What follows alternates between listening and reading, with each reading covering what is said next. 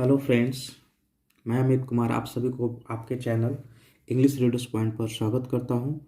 आज का ये जो एडिटोरियल है हिंदुस्तान टाइम्स का एडिटोरियल है और आज इसको हम लोग डिस्कस करेंगे, देखेंगे किस तरह से लिटरेचर हम लोग पढ़ते हैं।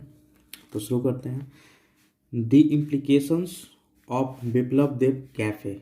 इम्प्लीकेशंस का मतलब क्या होता है? निहितार्थ होता है। इसका मतलब होता है कि कंक्लूजन ड्रॉ किए हैं, कोई बात से उसको कंक्लूजन ड्रॉ किए कि अगर कोई बात बोला गया है तो उसको एक मीनिंग ये हो सकता है, तो उसी को इम्प्लीकेशंस बोला जा सकता है। उसका निहितार्थ क्या होगा। ऑफ विप्लव देव्स गैफे। विप्लव देव्स में ये क्या है? एपोस्ट्रोफ एस है। तो विप्लव देव का गैफे, गैफे का मतलब क्या होता है? भूल होता है, भूल या चूक होता है तो उसको गैफे बोला जाता है। ठीक है, तो बिप्लब देव के भूल या चूक का इम्प्लीकेशंस क्या हो सकता है, निहितार्थ क्या हो सकता है, इसका क्या मतलब आगे निकल सकता है। चलिए आगे बढ़ते हैं। त्रिपुराज चीफ मिनिस्टर, एपोस्ट्रोफ और एस है, किस लिए आता है? रिलेशन इस्टेब्लिश करने के लिए। त्रिपुरा के चीफ मिनिस्टर जिनका नाम क्या है? बिप्लब देव, रिसेंटली हाल ही में सेड दैट, कहा है। अब देखिए थोड़ा सा हम लोग इसका ग्रामेटिकल पोर्शन समझने की कोशिश करते हैं। रिसेंटली क्या है? एडवर्ब है, ये तो आपको पता होगा। अब देखिए सेड कहा, हाल ही में कहा कि। अब देखिए दैट जो है ये कंजंक्शन का काम करता है। ठीक है, दैट है तो कंजंक्शन, और कंजंक्शन से फिर आगे देखिएगा कि एक नया सेंटेंस जुड़ेगा।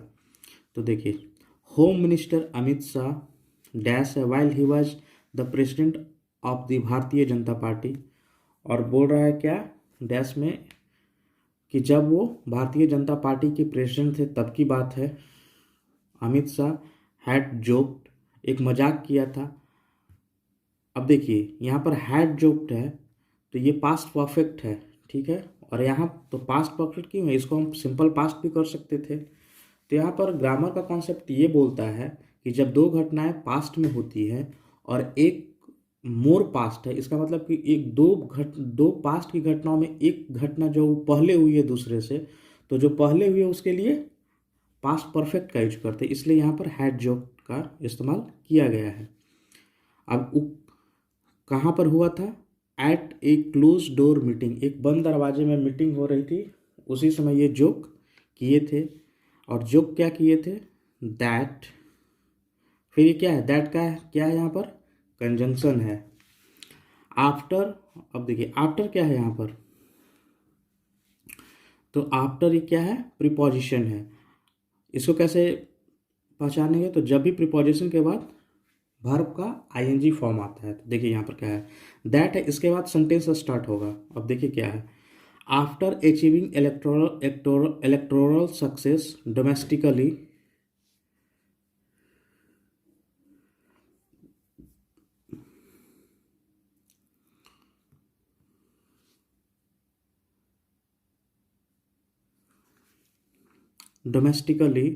Comma the party would expand in Nepal and Sri Lanka. ठीक है, अमित शाह का कहना था, मजाक किया था, एक जोक किया था, और वो जोक कहाँ पर किए थे? एक क्लोज डोर मीटिंग, बंद दरवाजा था, उसमें एक मीटिंग हुआ था, और उनका बोलना था कि जब डोमेस्टिकली का मतलब यहाँ क्या हुआ कि मतलब अपने देश में जब वो इलेक्टोरल सक्सेस अचीव कर लेंगे, इसके बाद अचीव करने के बाद क्या करेंगे? कॉमा है, the party would expand in Nepal and Sri Lanka. Party कहाँ एक्सपैंड करेगी? फिर अपना आगे का ध्यान कहाँ पर रखेगी, कहाँ पर बढ़ेगी? तो नेपाल में और श्रीलंका में बढ़ेगी। तो देखिए यहाँ पर आफ्टर है, आफ्टर के बाद जैसे देखिए इसका जो सब्जेक्ट है उसका सब्जेक्ट भी क्या है? दी पार्टी है, दी पार्टी ही अचीव करेगी इलेक्टोरल सक्सेस। तो इसलिए यहाँ पर इस तरह के सेंटेंसेस में भी हम क्या करेंगे? जब कॉमा है तो कॉमा के बाद जो सब्जेक्ट है उसी को उसका भी सब्जेक्ट बनाएंगे। कौन? अचीविंग के पहले रखकर। इस तरह से हम अर्थ, सेंटेंस का अर्थ निकालते हैं। तो आगे बढ़ते हैं। इसके बाद इन्वर्टेड कॉमा स्टार्ट होता है। We were talking during a meeting at the state guest house. हम लोग क्या कर रहे थे? बातचीत कर रहे थे एक मीटिंग के दौरान, और वो मीटिंग कहाँ पर हो रही थी? स्टेट गेस्ट हाउस में वो मीटिंग हो रही थी। वेन, उस समय। अजय, वेन यहाँ पर क्या है? कंजंक्शन है, याद रखिएगा। अजय जामवाल, उस समय अजय जामवाल का एक्सप्लेन किया कि ये कौन थे। The BJP zonal secretary for the north east, north east के जोनल सेक्रेटरी थे बीजेपी के लिए। सेट द बी, उस समय उन्होंने, अजय जामवाल ने कहा कि BJP was in a good position, और बीजेपी कहा था अजय जामवाल ने कि बीजेपी क्या है, एक अच्छे पोजीशन, अच्छी स्थिति में है। और ये अच्छी स्थिति कैसे ये डिराइव किए थे, एज यहाँ पर क्या बोल रहा है, यहाँ पर एक कंजंक्शन का काम कर रहा है, तो यहाँ पर एक रीजन बता रहा है कि ये स्टेटमेंट जो है इसके बेसिस पे इसका अनुमान लगाया गया। It was in power in many states, क्योंकि यह बहुत सारे राज्यों में क्या है, पावर में है, शासन में है, इसलिए क्या है कि बीजेपी एक अच्छी स्थिति में भी है देश में।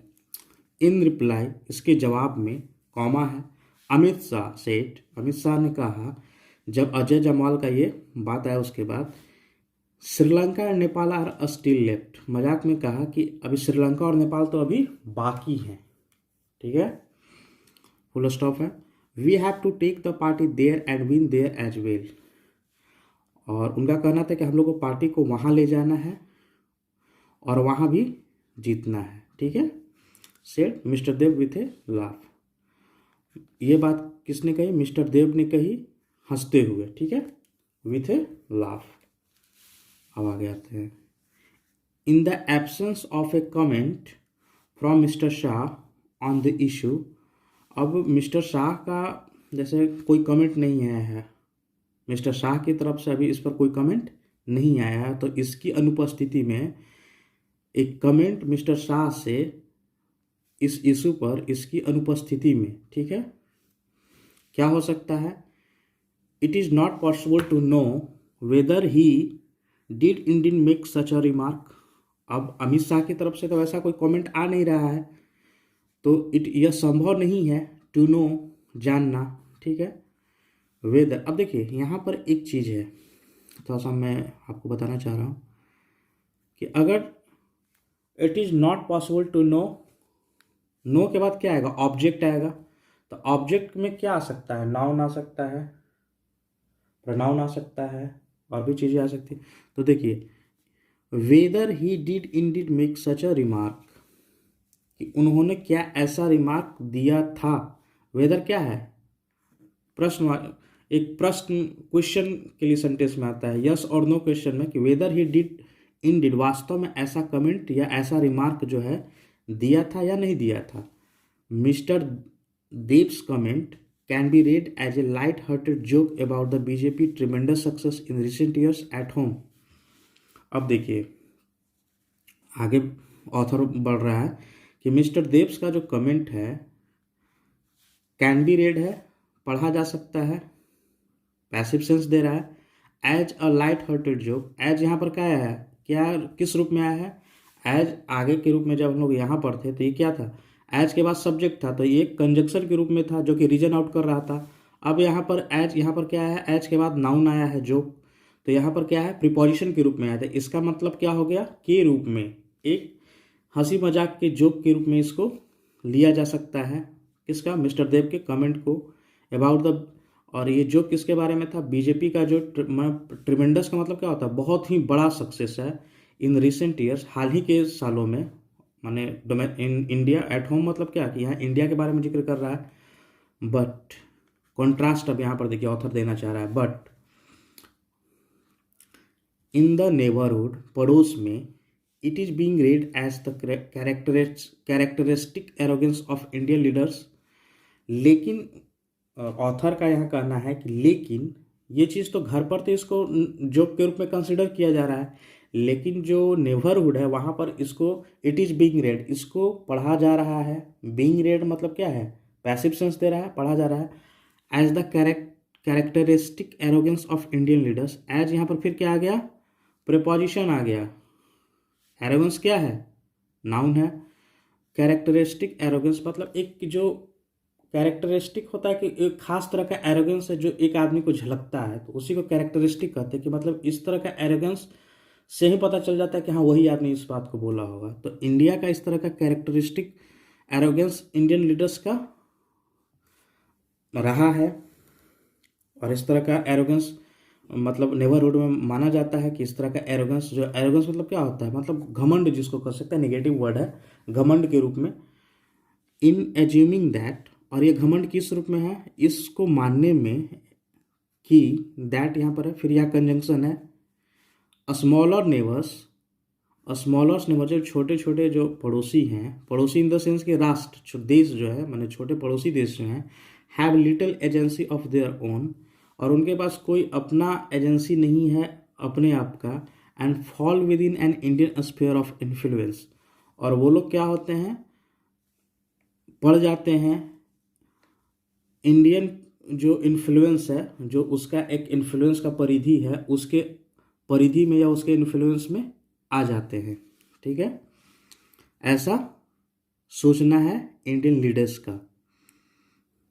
और इन्फ्लुएंस क्या होता है कि where political ideologies can be exported and political configuration determined, और यहाँ पर इन्फ्लुएंस में क्या दे रहा है कि जहाँ पर पॉलिटिकल आइडियोलॉजी को क्या किया जा सकता है, एक्सपोर्ट किया जा सकता है, और पॉलिटिकल कॉन्फ़िगरेशन को डिटरमाइन किया जा सकता है। एंड से जुड़ा हुआ है, कंजक्शन है, तो यहाँ पर भी can be political configuration and political configuration determined, तो यहाँ पर ये चीज़ हो गया कि पॉलिटिकल कॉन्फ़िगरेशन को भी डिटरमिन किया जा सकता है, और पॉलिटिकल आइडियोलॉजीज को एक्सपोर्ट किया जा सकता है। डिटरमिन मतलब होता है निर्धारित किया जा सकता है। This may not have been the intent, और देखिए मे नॉट हैव बीन के मतलब हो गया कि यह शायद ऐसा इंटेंट नहीं रहा होगा, रहा है।